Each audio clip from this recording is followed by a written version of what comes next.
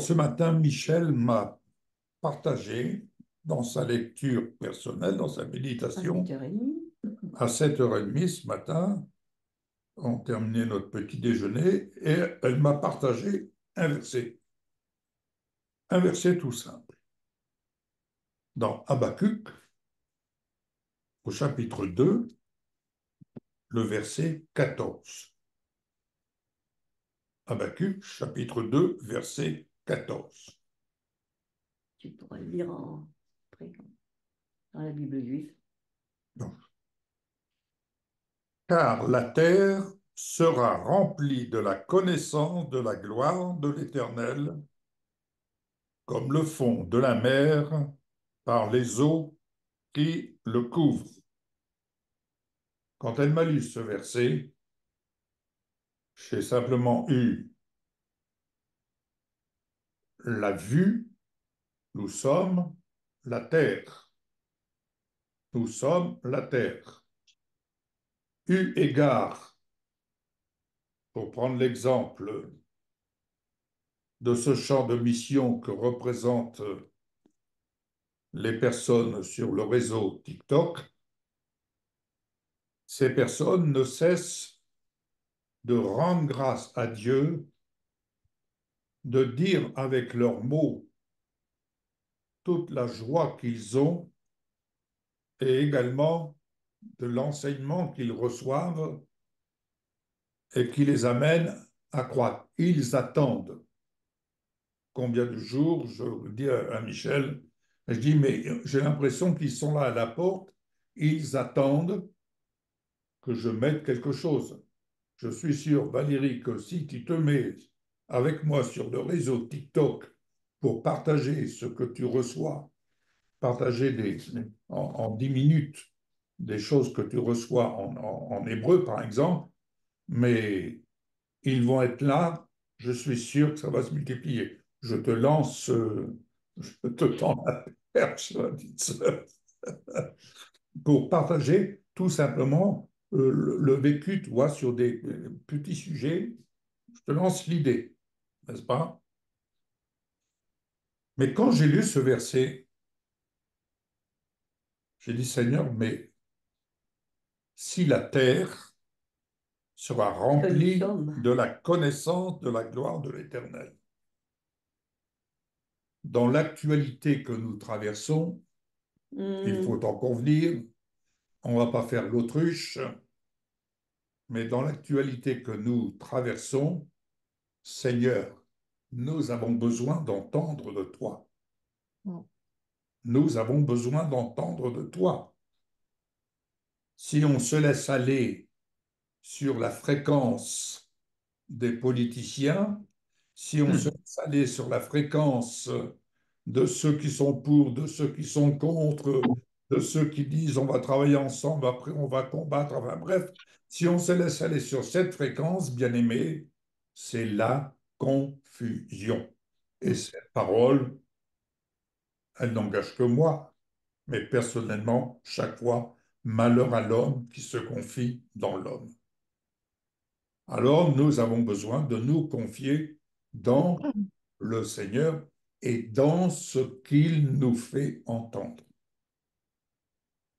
Et ce qui m'a interpellé, c'est que quand on écoute, c'est danger, danger, danger, catastrophe, catastrophe. C'est de l'agitation en tout genre. Et voici, pour ma part, et ce que j'ai eu partagé ce matin en vidéo, voici un élément de réponse. Et comme j'aime à le dire, la réflexion reste ouverte, que cela puisse également vous aider vous-même dans votre propre réflexion et peut-être même vous apporter des éléments de réponse qui vont vous amener, vous aider à y voir un peu plus clair. Si vous prenez avec moi le premier chapitre d'Habakkuk, on va suivre Habakkuk. Je ne vais pas tout lire, hein, ce serait trop long, mais relisez, méditez, et le Seigneur va vous apporter des éléments de réponse. Alors là, c'est le prophète Habakkuk qui dit, Jusqu'à quand, ô Éternel, j'ai crié et tu n'écoutes pas? Jusqu'à quand vais-je devoir prier pour le pays de France? Jusqu'à quand vais-je devoir prier que ta volonté soit faite et autres? Jusqu'à quand, entre guillemets, Seigneur, je ne comprends pas, je n'y vois plus rien, je ne sais que dire, je ne sais que penser. J'ai crié vers toi à la violence et tu ne secours pas. Et on s'aperçoit que, mais mince, ça va de pire en pire, dirons-nous. Pourquoi me fais-tu voir l'iniquité, oh, mais mes amis? Ou alors, il faut être aveugle, mais l'iniquité, elle est là devant nous tous les jours, en parole et en acte. Mm. Elle est là, à l'image des cultivateurs qui vont déverser le tas de fumier devant la préfecture, par exemple. Ben nous, c'est pareil, l'iniquité, elle est là comme un tas de fumier devant nous, chaque jour. Et contemples-tu l'injustice? Ben, c'est une réalité. Il y a des choses injustes, faut pas. Pourquoi l'oppression et la violence sont-elles devant moi? Ben, on a vu avec Orange, on a vu avec les Black Blocs, enfin, mettez les noms que vous voulez, les pauvres commerçants qui se retrouvent avec leur commerce, tout ça. Ah ben c'est de la faute d'un tel, c'est de la faute de ceci. Bref, tout cela ne nous mène nulle part. C'est un fait qui est là devant nous, n'est-ce pas? Il y a des querelles et la discorde, elle s'élève. Aussi, la loi n'a-t-elle point de vie? On fait des lois, hein, les hommes font des lois, mais la loi, ça ne change pas grand-chose. La justice n'a-t-elle point de force? Car le méchant triomphe du juste, et l'on rend des jugements iniques. C'est pourquoi il est important de veiller à se placer devant la parole pour entendre ce que Dieu, lui, en pense. Et c'est ça qui m'a interpellé ce matin. Je suis comme tout le monde, je réfléchis, je vois, je me dis, mais que penser, dans quel sens aller? Eh bien, la réponse, je l'ai eue ce matin. Vous allez comprendre. Alors, je poursuis. Là, cette fois, c'est l'annonce du jugement. Jetez les yeux parmi les nations. Quel verset? Verset 5. Regardez et soyez saisis d'étonnement, d'épouvante, car je vais faire en vos jours une œuvre que vous ne croiriez pas si on la racontait. Je ne vais pas lire tout le chapitre. Je vais aller plus loin, au chapitre 2. Eh, verset 6, il est costaud aussi. Attends. Au chapitre 2. J'étais à mon poste, Mhm. comme nous le sommes ce soir, et je me tenais sur la tour. Je veillais pour voir ce que l'Éternel me dirait et ce que je répliquerai après sa plainte. L'Éternel m'adressa la parole et il dit. Donc, il faut bien comprendre, c'est la prophétie d'Habakkuk, mais quand je lis la parole, je pose toujours la question au Seigneur, que veux-tu me dire dans le temps présent au travers de cette parole? Qu'est-ce que tu m'instruis? Qu'est-ce que tu m'enseignes? Qu'est-ce que tu veux me faire voir? Vous comprenez? Nous Mhm. sommes en 2024. Mhm. Seigneur, qu'est-ce que tu veux me dire? Eh bien, j'écoute ce que le Seigneur me dit et ce qu'il veut vous dire au travers de sa parole. L'Éternel m'adresse à la parole et il dit, écris la prophétie, grave-la sur des tables. Traduisons aujourd'hui, grave, qu'elle soit gravée sur la table de notre cœur. Ouais. afin qu'on la lise couramment. Écoutez bien, j'ouvre une petite parenthèse. Une des prostituées qu'Édith ont rencontrées Mm. avec leur équipe de travail et avec le pasteur, quand ils étaient dans leur véhicule, le pasteur a dit, nous allons lire le psaume 91. Ah, Une des prostituées a dit, pasteur, attendez, je vais vous réciter le psaume 91, je le connais par cœur. Vous entendez? Oui, ouais. Ah ben, je suis comme vous, j'ouvrais les yeux, j'ouvrais mes oreilles, et je ne vous cache pas que j'étais très, très ému parce que, vous savez, sur le réseau, je suis persuadé qu'il y a de ces femmes, de ces prostituées. Bien sûr. Voyez? Vous comprenez ce dans le champ dans lequel le Seigneur nous amène à faire connaître, et le but, c'est que ces vases soient remplis de la gloire de Dieu, de la connaissance de la gloire de nous Dieu. sommes des vases, nous sommes des contenants, Des- et le et contenu, c'est le Seigneur l'Esprit de Dieu qui vient. qui vient. Il est capable d'aller dans ce Alléluia. contenant que sont ces femmes. Alors, je poursuis verset 3. Car c'est une prophétie dont le temps est déjà fixé. Tchou. Elle marche vers son terme et elle ne mentira pas. Si elle tarde, attends-la, car elle s'accomplira et elle s'accomplira certainement. Quand j'ai lu cela, je vais vous dire ce que je voyais. Nous pouvons, à l'écoute de tout ce qui se dit dans cette période, à l'écoute de tout ce qui se dit, et chacun est libre d'avoir une analyse, on essaie d'analyser au mieux, mais quand on apprend à mettre les lunettes de la foi et surtout celles de la parole, eh bien, je vais vous dire ce que j'ai pu percevoir. Nous n'avons rien à craindre. Nous n'avons rien à craindre dès l'instant où notre cœur demeure attaché à la parole, tout simplement ce à quoi nous assistons,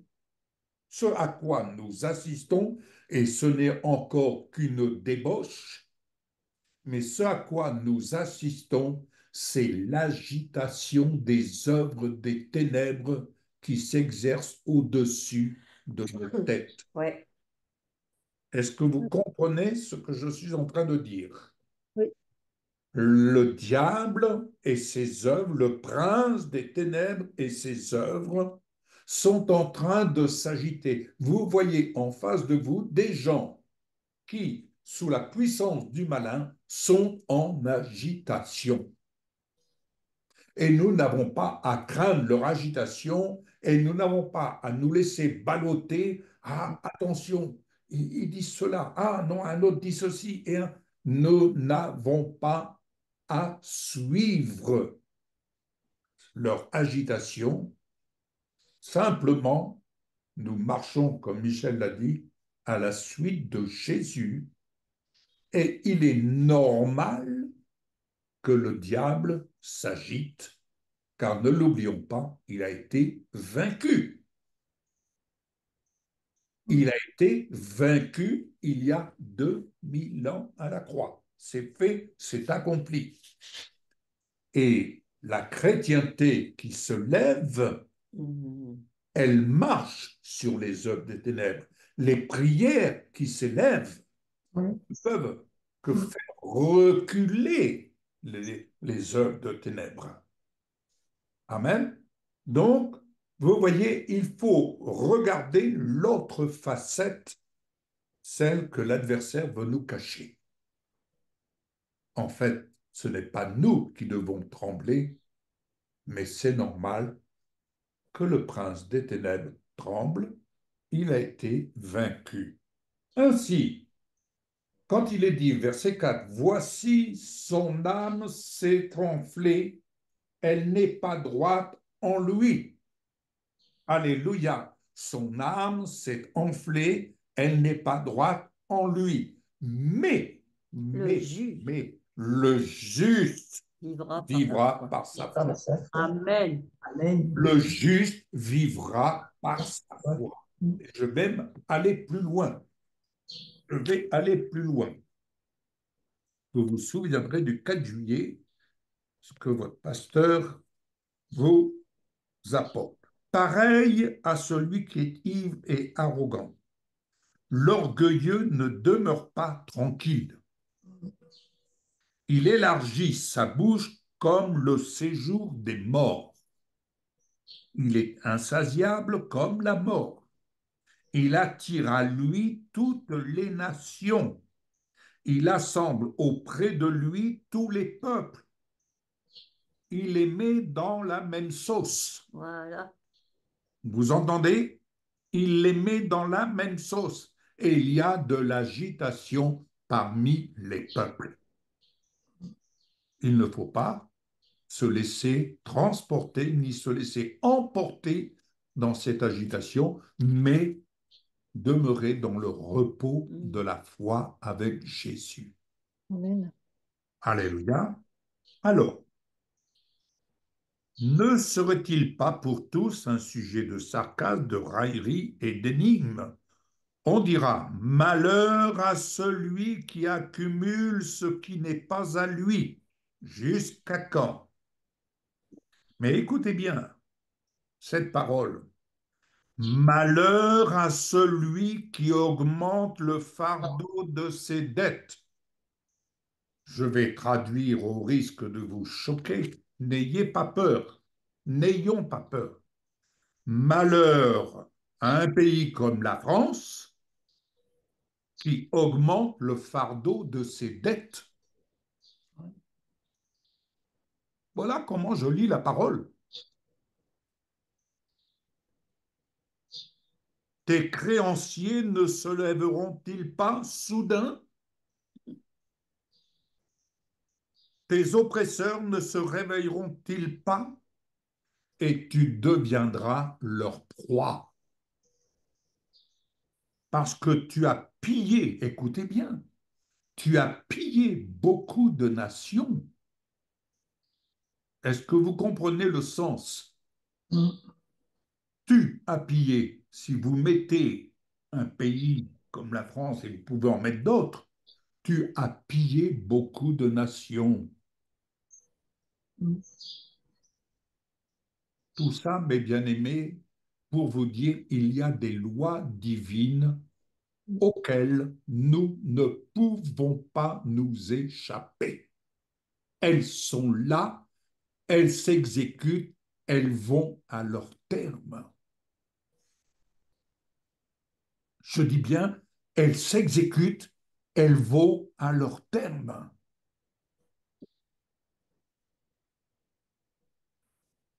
Est-ce que vous comprenez que nous avons le choix de bien camper là où il le faut? Oui. Parce que tu as pillé beaucoup de nations, tout le reste des peuples te pillera. Les lois divines, bien-aimés, il faut qu'elles nous servent à avoir le juste regard des choses sur ce qui nous environne et là où nous vivons. Wow. Car tu as répandu le sang des hommes, tu as commis des violences dans le pays contre la ville et tous ses habitants. Malheur à celui qui amasse pour sa maison des gains iniques, afin de placer son nid dans un lieu élevé pour se garantir de la main du malheur. C'est l'opprobre de ta maison que tu as résolu en détruisant des peuples nombreux, et c'est contre toi-même que tu as péché. Contre toi-même. En fait, en faisant aux autres ce qui vise à les détruire, à les piller, c'est contre nous-mêmes que nous agissons. Un pays comme la France, qui a eu des mauvais comportements, je ne vais pas rentrer dans les détails, mais aujourd'hui, c'est contre notre pays que ça se retourne. Mais béni soit le Seigneur, car la pierre crie du milieu de la muraille et le bois. Alors, écoutez ce verset. La pierre crie au milieu de la muraille et le bois qui lie la charpente lui répond. Il y a là, ici, l'œuvre de la croix qui se révèle. L'œuvre de la croix. Jésus est la pierre angulaire. Ce bois représente la croix. Et qui dit ceci, malheur à celui qui bâtit une ville avec le sang, qui fonde une ville avec l'iniquité. Voici quand l'Éternel des armées l'a résolu, les peuples travaillent pour le feu, les nations se fatiguent en vain. Mais écoutez bien, car la terre sera remplie de la connaissance de la gloire de l'Éternel, comme le fond de la mer par les eaux qui le couvrent. Alléluia. Malheur à celui qui fait boire son prochain, à toi qui verses ton outre et qui l'énivre afin de voir sa nudité. Tu seras rassasié de honte plus que de gloire. Bois aussi toi-même et découvre-toi. Alléluia. Je m'arrête là. On pourrait aller plus loin. Vous pouvez lire tout Habakkuk. Mais tout ça pour vous dire, bien-aimés, c'est surtout pour éveiller votre réflexion et vous apporter autant que cela que je peux le faire, ce que j'ai reçu ce matin, en fait, la vue de ce qui se passe, de ce que je peux voir comme vous-même, de ce que je peux entendre comme vous-même vous pouvez entendre, béni soit le Seigneur, l'adversaire tremble. Les ténèbres tremblent, ce que demain sera, sera. Priez pour la France, oui, mais prions pour nous-mêmes. Ouais. Prions pour nous-mêmes. Et je reviens, comme tu le disais, il faut prier pour les malades, c'est vrai, mais le Seigneur nous envoie prier pour guérir les malades. Mais il faut aussi prier pour ceux qui les accompagnent. Amen. Et prions pour nous-mêmes, pour nous tenir debout face à tous ces événements et ne nous laissons pas sombrer dans l'anxiété, dans la crainte, pour essayer de sauver ce qu'il semble que nous devons sauver. Non. Jésus est notre Sauveur, il est notre alliance, demeurons cachés en lui, il est notre arche de gloire. Amen. Il est notre arche de gloire. Que nous sommes la terre. Et nous sommes vainqueurs en Jésus. Tenons-nous comme des vainqueurs en Jésus. Une recommandation, voyez et gardez le silence.